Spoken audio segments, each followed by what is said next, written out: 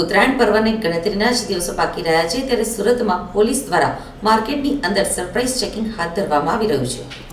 Lalgate police દ્વારા ભાગળ ડબગરવાડ વિસ્તારમાં પ્રતિબંધિત ચાઇનીઝ દોરી અને તુક્કલનું વેચાણ થાય છે કે કેમ તેને લઈને સરપ્રાઇઝ ચેકિંગ હાથ ધરવામાં આવ્યું હતું। ઉત્તરાયણ પર્વને હવે ગણતરીના જ દિવસો બાકી રહ્યા છે ત્યારે સુરત શહેરમાં દોરી અને પતંગનું વેચાણ શરૂ થઈ ચૂક્યું છે। ત્યારે પતંગ દોરા માટે સૌથી જૂના માર્કેટ એવા ભાગળ ડબગરવાડમાં લાલગેટ પોલીસ દ્વારા સરપ્રાઇઝ ચેકિંગ હાથ ધરવામાં આવ્યું હતું। પ્રતિબંધિત ચાઇનીઝ દોરી અને તુક્કલનું વેચાણ થાય છે કે કેમ તેને લઈને પોલીસ દ્વારા તપાસ કરવામાં આવી હતી। પોલીસની ટીમો દ્વારા દુકાનોમાં જઈને ચેકિંગ હાથ ધરવામાં આવ્યું હતું।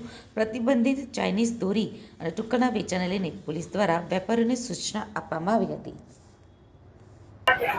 સુરત શહેરમાં અહીંયા લાલગેટ પોલીસ સ્ટેશન વિસ્તારમાં ડબગરવાડ કરીને જે માર્કેટ છે ત્યાં વર્ષોથી ઉત્તરાયણ લગત પતંગ દોરી વિતરણના મોટા સ્ટોલ લાગતા હોય છે। બહુ જૂનું માર્કેટ છે।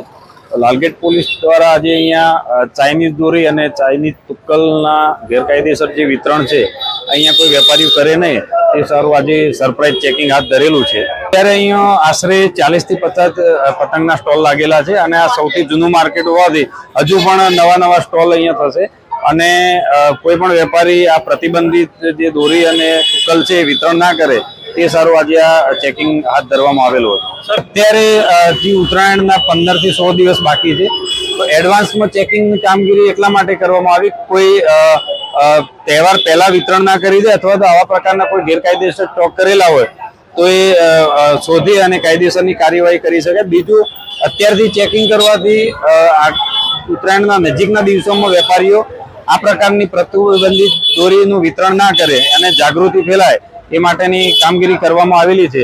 તેમ છતાં જો આવી કોઈ દોરી અથવા તુક્કલ પકડાશે તો મહેરબાન પોલીસ કમિશનર સાહેબનું જાહેરનામું છે અને જાહેરનામા મુજબ જથ્થો કબજે કરીને FIR નોંધી આગળની કાર્યવાહી કરવામાં આવશે।